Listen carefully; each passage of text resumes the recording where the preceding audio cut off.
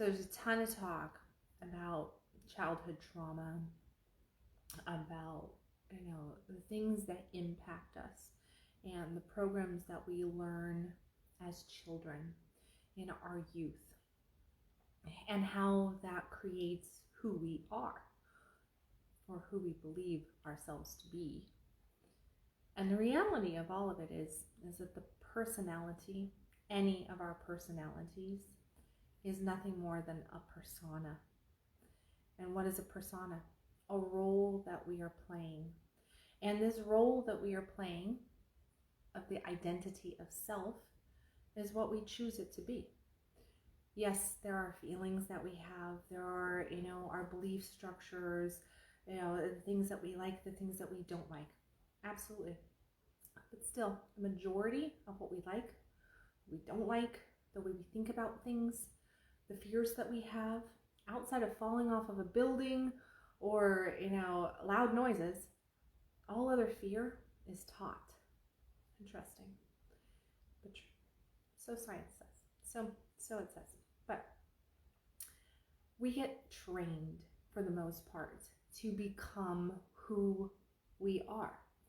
And we buy into it at a massive, massive level. And yeah, as children, it's that training and it's that buying that we do. And we don't know any better. But then we get to be adults, right? We reach this ripe old age of 18 when we get booted out into the world, and now we're an adult. And then we finally figure our shit out around 35. All right, 30, 35, most people are figuring things out. And they're starting to realize that, hey, I need to make some choices here. Hey, what everybody else thinks of me doesn't mean that that's me. I don't have to live my life for somebody else. I'm here living my life for me. And with that, if we really truly want to have what we want in life for the majority of people out there, it means that we're going to have to transform in some fashion or form. Which means that the personality, the persona, the role that we are playing must shift. It must develop into something else in order for us to have what we say that we want, what our heart's desire is.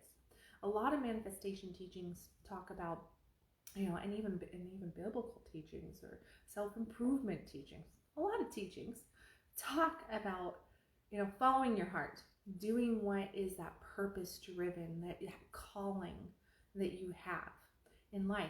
Where are you passionate? What fuels you? What makes you feel alive? Sometimes people can't answer those questions. Other times they go, oh yeah, this is what I really love, but I can't make money with that. Nobody really wants that. It's not important. I don't have time. That's goofy. That's silly. Not true.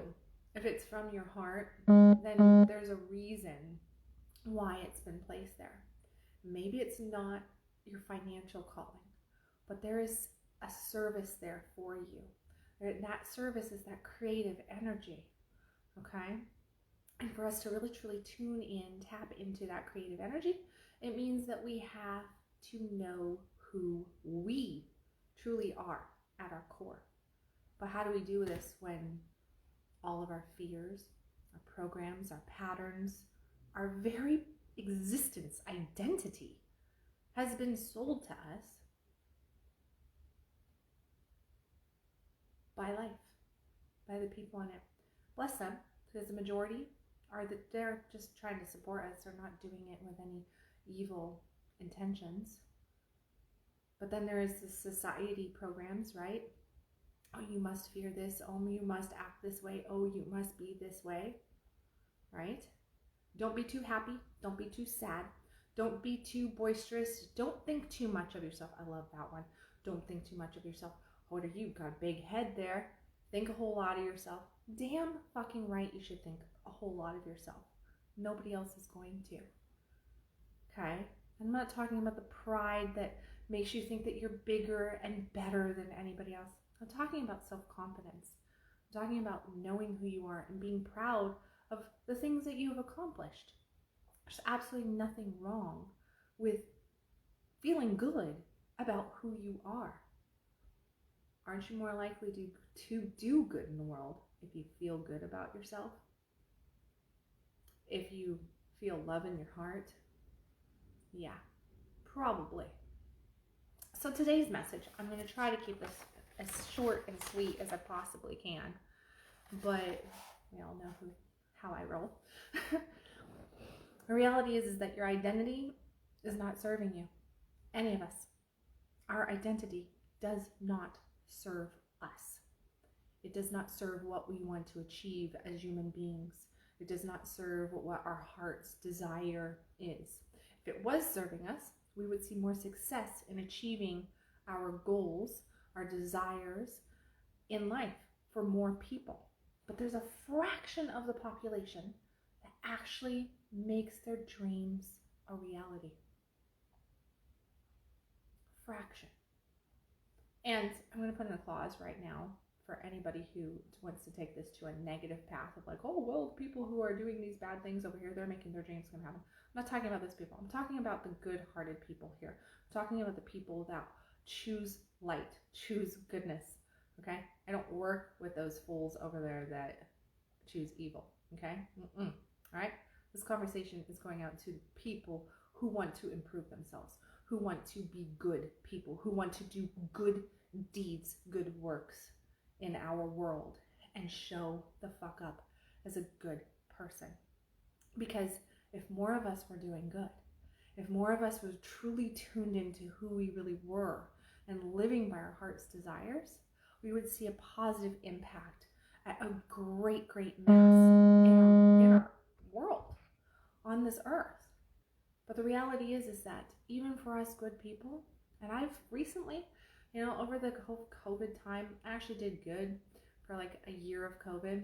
I was still traveling and I was still doing things and I was still really tuned into things. And I knew how to feed myself and how to take care of myself to keep myself elevated frequency-wise so that my vibration was higher and things weren't getting to me. And then I had a whole bunch of stuff happen and that really started to pull me down. And what I noticed, and as I've like really looked at this and looked back, is that a lot of my childhood programs, my childhood fears, the things that I experienced, the trauma that I experienced in my childhood, it started to pull up in that second year of COVID, right around my mother's death. And she was part of some of that trauma and some of my programs that I had developed. And so when my mom had passed away, and that was that second year of COVID, it really pulled up a whole bunch of different stuff. And what I have noticed when I look back at things is that I started to make decisions to focus on the negative. I personally started to choose fear over love, fear over faith. I started to look at all the evils of the world, and I started to really have extra empathy. And I'm already a very open, empathetic person that feels a lot.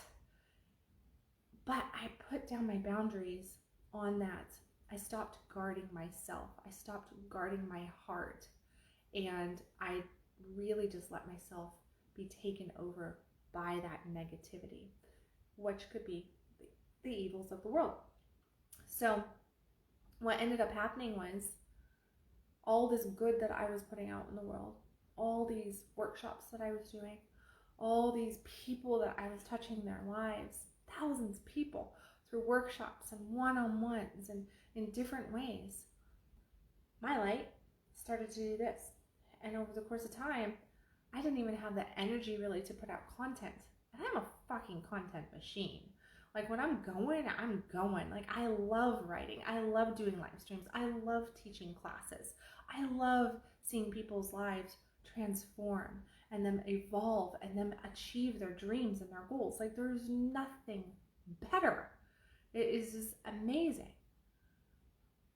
But I spent about 18 months, almost 2 years in truth, where I'm like, it trickled off, but a good solid 18 months, I'm going to say, where looking back now, I can go, that was all my doing, because I let my personality shift. I took my personality from positive, faith-based, fun-based, enjoyment, action taking, not fearing things, to the direct opposite, feeling like I was living my life being chased by a lion constantly. And the lion's claws were stuck in my ass and I couldn't get rid of this lion. And I was running for my life. And it impacted my health. It actually did. Like, I really, over like an 18-month time frame, I went through some nasty, messy health challenges. And I knew that it was emotional. I knew that it was like, that it was energetic. And I was just saying no to Western medicine on this, because I'm like, this isn't really what's going on. This isn't a physical thing. I'm healthy. I know I'm healthy. I know I'm strong. This is energy. This is what I've allowed myself to get caught in. I allowed myself to be polluted, to be poisoned by the darkness. And here's the thing. We, all of us, most people have childhood trauma. Our personalities get created in that first 5 to 7 years of life, right? And then we are who we are, so it is said. But it doesn't have to be that way. Now, Joe Dispenza has some fantastic work out on this and how we can actually shift our personalities, how we can actually change, and we can move trauma in a very short period of time, okay? We can shift this stuff, and we can become the person that we need to be, that we want to be. We can evolve into that dynamic, strong, courageous, fun person that is on purpose and passionate. And we can choose our personality. We can choose the role. We can choose the persona, because that's what our personality is. It's nothing more than a persona. Quick story here. I am not a social butterfly. I am the biggest introvert that you've ever met. I am scared to death of people.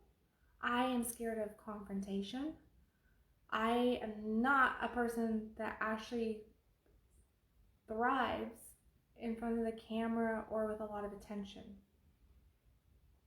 I love my quiet space. I love the fireplace and my books and my cat and my man. The mountains or the ocean. Just leave me alone. That is like what I have always believed myself to be. Little girl me, that's who she was. That's how I grew up. That's who I was. And I was terrified, absolutely terrified to stand up and do something different. But many years ago, I made a decision that the life that I was living was not the life that I wanted. It was, everything in it was, and it was stressful, and I wasn't going where I wanted to go. And I decided one day, something's got to give. And I had tried to change the outside world. At that point, I was married, had been married for years, had 5 kids, and I was like, okay, well, I tried to change how my husband acted. I tried to change where we were living and circumstances and all that kind of stuff. Nothing worked. Nothing worked. And one day I decided I'm going in business for myself, for real this time. Like, I'm being serious now. Going in business for myself. We were in the process of moving from Seattle, Washington to Dallas, Texas, which is where I'm still at. We're in that process. And I told myself up in Seattle, sleeping on my mom's floor in her 2-bedroom apartment with 5 kids, broke as fuck. And I'm like, when my feet hit the ground in Texas, things are going to be different. And about 2 weeks prior to moving here, I jumped on Meetup, and I did what I'd never done before. I joined a whole bunch of Meetup groups, and I joined a whole bunch of networking groups. I didn't even really have anything to network, and I certainly didn't have anything to network in Dallas because I didn't know anybody.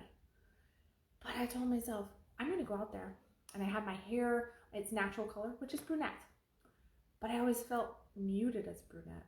Never really liked myself as brunette. You could always tell that if I was kind of in a depressed mood, I was brunette. Right? So I wasn't feeling confident in myself. Always feel better as blonde. I hadn't been a blonde for years. So I dyed my hair about 2 weeks before I moved to Texas, dyed my hair back to blonde.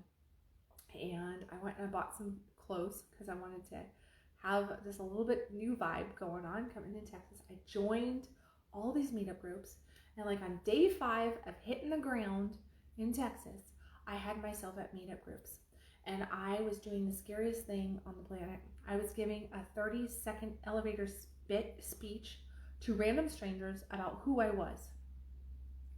Throw up. Oh my God. So scary. So terrifying. And I made myself do it. I met one of my nearest and dearest best friends, my soul sister Crystal, at the very first place that I went, at this women's network. And what a blessing she has been all these years later. She truly is like a sister to me. But yeah, I met her and I started to just change. I pushed myself out there and I started to open up and talk. And I started to let myself do different things. And then I did something really strange. I joined a mom's group. Never done that before, even though I had 5 kids. Never done that before because I was scared of people. I used to walk pigeon-toed, okay, and hunched over and looked at the ground and could not make eye contact and could not carry herself well. Although in high school, I went to modeling school and I did speech class. I was terrified about stuff though, but they were opportunities that came along. God's gifted me that I didn't see back then. But here I am, and I decided to go to a mom's group. Now, how can a mom's group alter your whole existence? It can, because you know what the mom's group did? It made me have fun. I was so serious.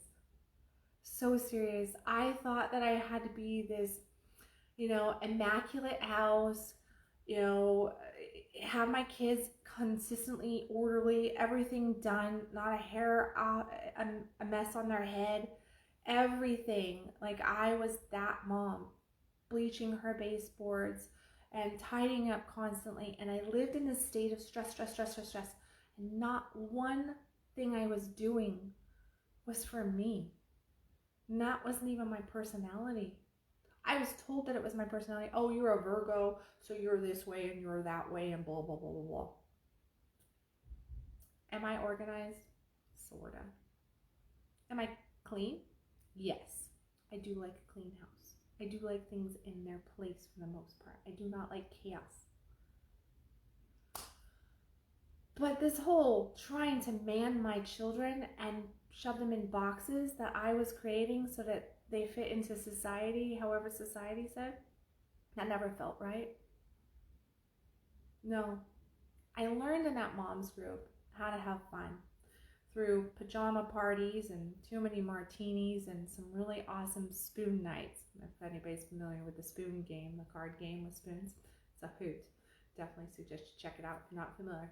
But we used to have fun, and there was so much laughter, and there was so much joy, and so much connection, and I learned to just let go.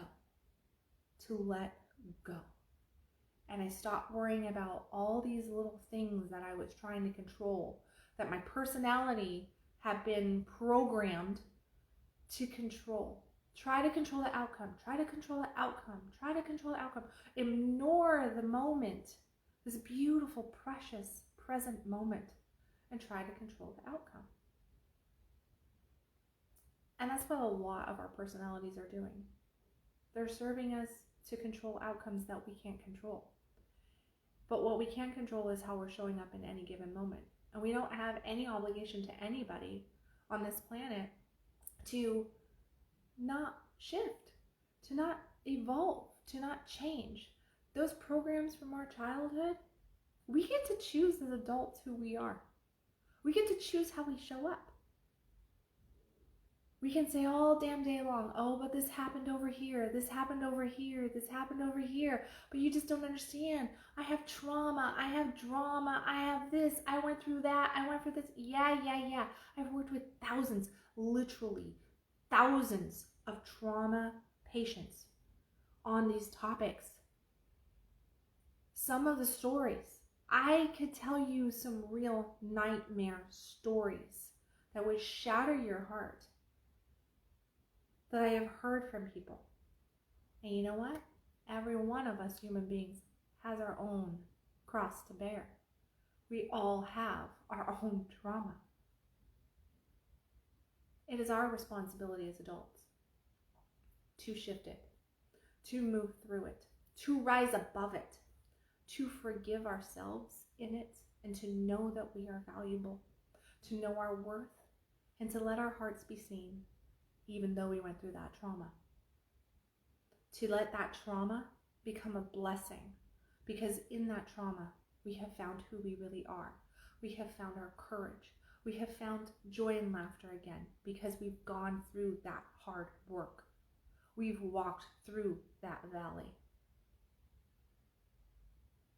But that personality back there, that 5-year-old us developed to keep us safe, that we're now leaning on today to keep us safe, all it's doing is hindering. It's hindering us from accessing our dreams and our goals. So, yeah, there's pieces of you that you gotta kill off. There's things about yourself that you gotta say, is this serving me? Is this serving what I want? Or is this creating an illusion of safety and comfort that is only sabotaging me? And that's what I ask of you today. Where is your identity not serving you? Where is it not serving you? And how can you have more fun? Because I was talking to a client earlier today, and the lesson that came up was that you can't manifest shit, as I told her. I said, you can't manifest shit without having fun. Like, my best manifesting days, when miracles happen, the skies open and gold rains down, is on the days that I'm having the most fun, where I am lit up. Because you know what the fun vibration is? Really high vibe. It is really, really high vibe. So, where can you have more fun? Where can you let go of that need to control? And most importantly, how's your identity not serving your dreams and goals? All right. As always, know that you are worthy. If I said anything here that touched you, that made you think of somebody, number one, yeah, please leave your thoughts, your comments, give me your hearts, your likes, thumbs up, all that good stuff. And hit the share button if I said something that, made you go, hey, somebody else is being held back like this. Maybe somebody needs to hear that. Or maybe this message was just for you today. As always, I love you guys. Know that you are worthy. I hope you're having a fantastic week. And yeah, we'll see what God presses on me tomorrow.